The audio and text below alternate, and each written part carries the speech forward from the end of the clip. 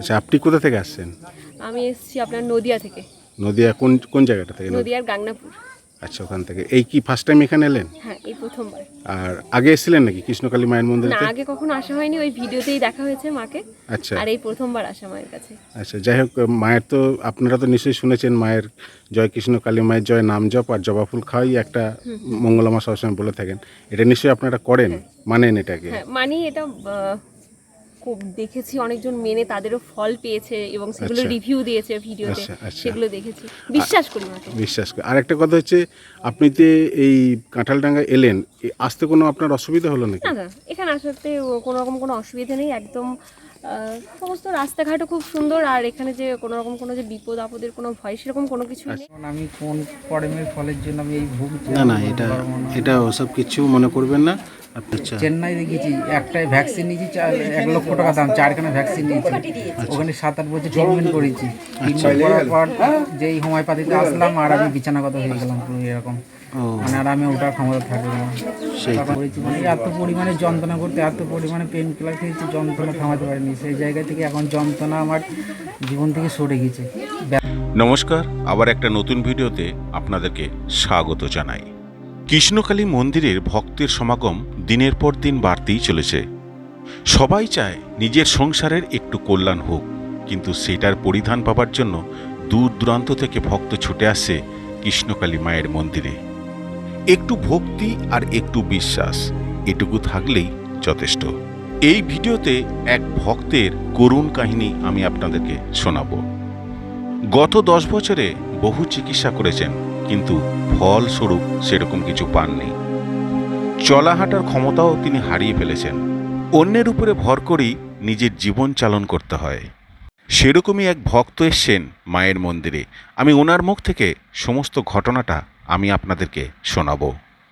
মায়ের চরণেই নিজের জীবনকে উৎসর্গ করে গেলেন আজকে। ভালো করতে পারলে তুই করতে পারবি, এই কথাও উনি বললেন। চলুন, ওনার কি হয়েছিল পুরো ঘটনাটা আমি শোনাবো ওনার মুখ থেকেই। ওনার জীবন থেকে চলে গেছে সেই জ্বালাময়ী যন্ত্রণা, এখন শুধু বেদনা। কোথা থেকে আসছেন?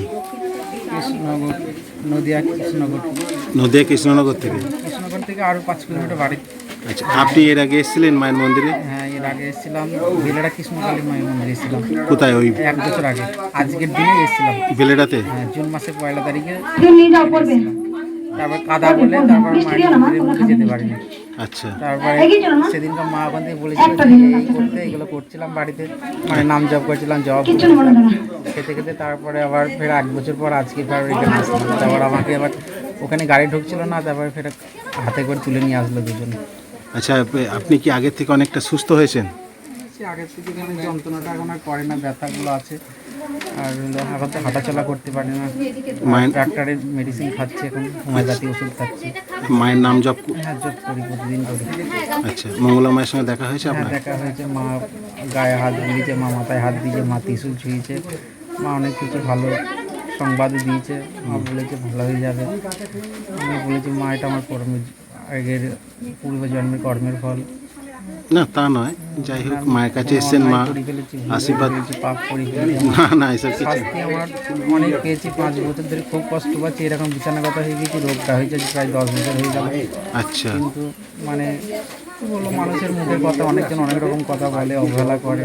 তাও সেই নিজের কষ্টের জীবন কাটাবে তো বলা যায় না, সে তো বটে। সেই নিয়েই বেঁচে আছে এখন। মা যদি মুখ পানে তাকাই, যদি শুধু হাত টুকার পা টুকে যদি দেয়, তাহলে আমি খুশি। এর থেকে আর বড় খুশি আর কিছু হতে পারে না। না না, অবশ্যই মাকে ভক্তি ভরে ডাকুন, মা নিশ্চয়ই আশীর্বাদ অনেকজন করবে। এখান থেকে উপকার পেয়েছে, সেটাও দেখেছি। সবাইকে দেখতে পাই, আচ্ছা। লাইভ করে, মাও লাইভ আচ্ছা, করে। আচ্ছা। তারপরে মায়ের মন্দির থেকে যেদিনকার কৃষ্ণকালী মাকে তুলে নিয়ে আসা হলো, তোমাদের ভিডিওগুলো দেখলাম, তুমিও ছিল তার মধ্যে, দেখলাম। আচ্ছা। এইসব দেখতে পাই। না, অবশ্যই আপনি যেমন ডাক্তার মেডিসিন করছেন করুন, আর কৃষ্ণকালী মায়ের আশীর্বাদ নিশ্চয়ই থাকবে আপনার মাথার উপর। আপনি নিশ্চয়ই সুস্থ হবেন, এটাই আমি কামনা করি মায়ের কাছে। এটুকু পেলে আর কিছু চাই না। সবই ওপরওয়ালার কৃপা। এখন আমি কোন কর্মের ফলের জন্য আমি এই ভুগছি না না, আমি বলতে এটা পারবো না। এটা ওসব কিছু মনে করবেন না। আপনি মাকে স্মরণ করুন, মা যেটা করতে বলেছে করুন। দেখুন আস্তে আস্তে ধীরে ধীরে একটু তো সুস্থ হয়েছেন, আস্তে আস্তে আস্তে আপনি সুস্থ হবেন, আমি বিশ্বাস করি। পাগুলো একটু একটু নরম হয়েছে, আগের থেকে উপর ব্যথা ছিল সেগুলো থেকে একটু একটু ব্যথা কম হয়েছে, আর লম্বা হয়েছে পাগুলো। আচ্ছা হাতগুলো একটু একটু তুলতে পারছি, আচ্ছা মুখের দিকে আনতে পারি না, তবে একটু তুলতে পারছি। আচ্ছা। ভালো লাগছে। হ্যাঁ। 1 বছর মানে এটা কতদিন হয়েছে আপনার? এটা হয়েছে আজকে 10 বছর হয়েছে, 10 কিন্তু বছর। মানে বিছানাগত এরকম হয়েছে প্রায় 4 বছর 5 বছর হয়ে গেল। আচ্ছা, আপনার এটা জন্মগত তো না নয়? না না না, মানে আমি ডাক্তার কি বলেছে এটা এই রোগটা? রিউমাটয়েড আর্থ্রাইটিস, মানে বাত যাকে বলা এক কথায়। আচ্ছা, আচ্ছা। চেন্নাই দেখিয়েছি, একটাই ভ্যাকসিন নিয়েছি 1 লক্ষ টাকা দাম, 4খানা ভ্যাকসিন নিয়েছি। ওখানে 7-8 বছর ট্রিটমেন্ট করেছি। ট্রিটমেন্ট করার পর যেই হোমিওপ্যাথিতে আসলাম আর আমি বিছানাগত হয়ে গেলাম পুরো এরকম, ও মানে আর আমি ওটার ক্ষমতা থাকবে না। সেই তো। তখন থেকে মানে হোমিওপ্যাথি ট্রিটমেন্ট করতে করতে আবার এখন নতুন ট্রিটমেন্ট করাচ্ছি ওনার কাছে। উনি বলে 5 বছর টাইম লাগবে, তার মধ্যে 2 বছর 3 বছর হয়ে গেল। আচ্ছা আচ্ছা 3 বছর পর এখন এই প্রতিষ্ঠানে করেছি। মানে এত পরিমাণে যন্ত্রণা করতে, এত পরিমাণে পেন কিলার খেয়েছি, যন্ত্রণা থামাতে পারিনি। সেই জায়গা থেকে এখন যন্ত্রণা আমার জীবন থেকে সরে গেছে।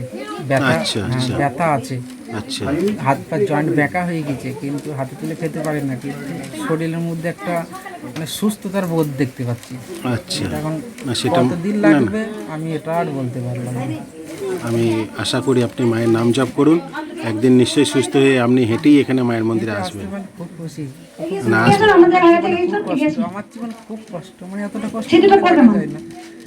আর মানে কি বলবো, সব তিত হয়ে গেছে আমার উপর, এরকম একটা ব্যাপার। সেই তো, ঠিক আছে। অনেক মানুষের কাছে মায়ের মন্দির থেকে গন্ডি কাটবো, মায়ের পুজোর জন্য আমি 5 গ্রামে ভিক্ষা করে আনবো, অনেক কিছু মানসিক আমার দাদা করেছে। মানে পরে তাহলে আমি আসতে পারবো, মায়ের নাম করে জ্বালাবেন। তাহলে আমার আর কিছু করার নেই।